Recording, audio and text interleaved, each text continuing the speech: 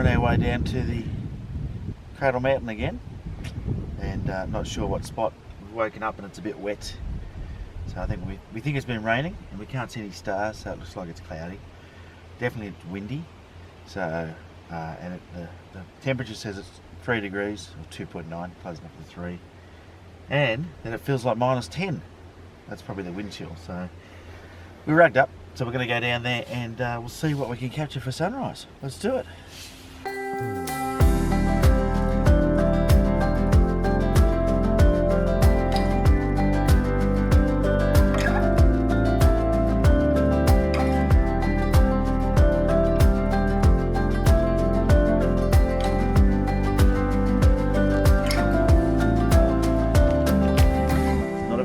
Morning here at Cradle Mountain, that's for sure.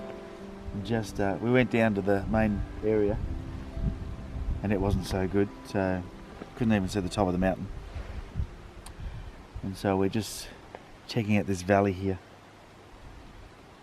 to see if maybe I can shoot something here, but the light drizzle is going to make it hard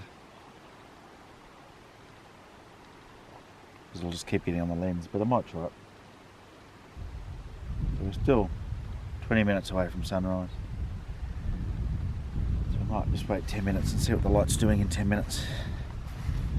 Right now, doesn't look good, does it, boss? I'm getting wet. Looking pretty ordinary. You're probably getting dots on the screen, on your lens there. I don't know, I can't see them. Well, this morning's a bit of a bust, sitting in the car and low cloud, not heavy rain, but drizzling, real drizzly, and nothing exciting to shoot. So doesn't mean we won't do any more photography today, just means that we're not going to do a sunrise shoot. The good thing is at least we're not getting up real early. Sunrise is still 12 minutes away and it's 7:26 a.m. so sunrise at the moment in Tassie is like 7:38 in the morning, so it's not ungodly, like, you know, we have to get up at 3 or 4 in the morning, which is good, which is hence why the boss is with me, because I'm pretty sure the boss wouldn't be getting up at 4 a.m. I can guarantee it. She's over there grinning.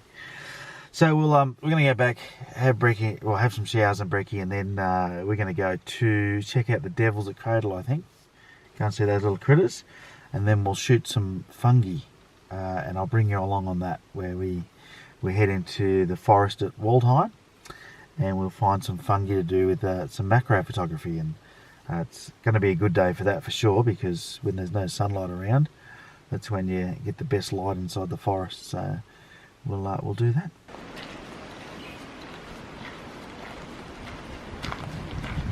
Well, the weather hasn't got any better today, but I'm going to have a crack at it anyway. We're inside Waldheim Forest. There's a track, it's about a 15-minute walk all up, and every time I've been here there's been amazing fungi all along the track to photograph.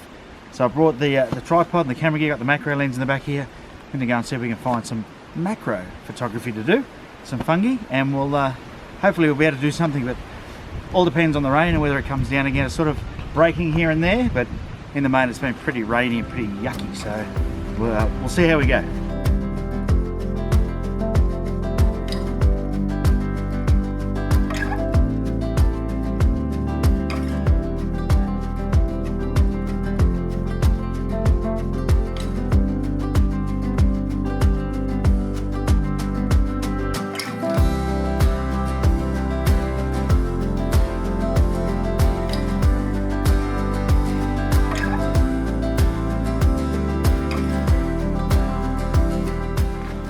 So I found a tiny little mushroom here. There's actually not many left around. When I was here about 4 weeks ago, there was actually a choice. There was quite a few to choose from, but I think with the colder weather that there's less fungi around. So I think the prime season for fungi is April, May. There's just a few here to choose from, which is cool. So I'm going to set up with the macro lens and the D850 and see if I can get a decent shot. And you know, it's pretty dark in here, so definitely got to use tripod. It's going to be long exposures. We're getting the reflector out. Might even try some artificial lighting. I've got a couple of lights with me, so we'll see how we go.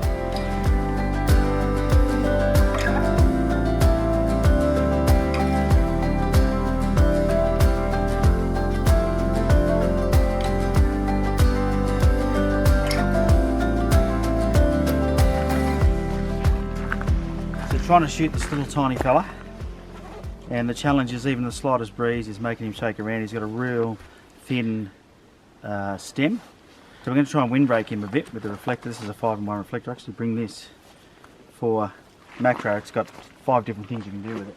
And I'm trying to do 2 things here now, because I'll try and stop the wind, but also try and speed up the shutter speed by lighting it up more. So at f11 I'm getting 6 seconds.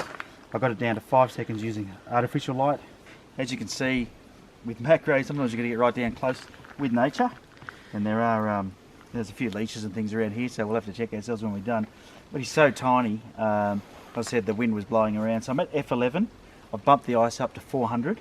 It's given me about a quarter or a half second shutter speed, which is quick enough that I'm getting sharp shots when we light it. So as you can see, I'm using this reflector, which is actually putting some light on there, not much, and also blocking the wind a little bit. So the reflector drops the shutter speed by a slight amount, and then by also putting the torch on there as well, I'm getting, so there's a third of a second, quarter of a second, so I can move the light around, and then, so that's a third of a second there, and I'm getting a really nice shot. He's nice and sharp. You know, you're getting the blurry background because we're at f11. This lens goes to f36, and you know, because it's a small mushroom, I'm getting away with it. f11. If he was a big mushroom, I would have to shoot at a larger f number or a smaller aperture to get the depth of field. Now I moved from that Fungi across to this other bigger one. It's more sturdy, but being bigger, I had to get a better depth of field, so I've gone to f29 at ISO 64. I can wind that ISO back down, and that was giving me around about 25 to 30 seconds with some artificial lighting as well. With the Fungi, I always like to shoot up underneath to get the gills, and you'll see that in the shots that I share with you.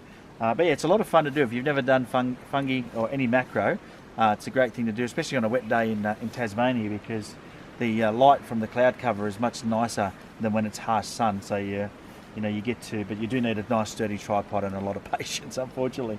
Anyway, if you've enjoyed the video, you know what to do. Give it the thumbs up, make sure you hit the subscribe button, and I'll see you on the next video. Get out there and take some photos.